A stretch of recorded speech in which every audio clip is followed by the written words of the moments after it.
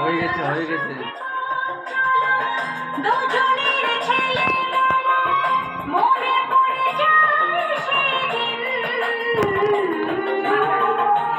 একটু ব্যথা পেলে ভরতো দু চোখ জলে, মুখটা হতো যে মরে।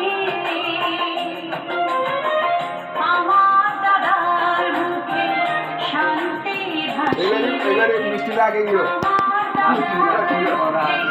শান্তি হাসি দেখে ভরে যেত আমার রাখি বন্ধন।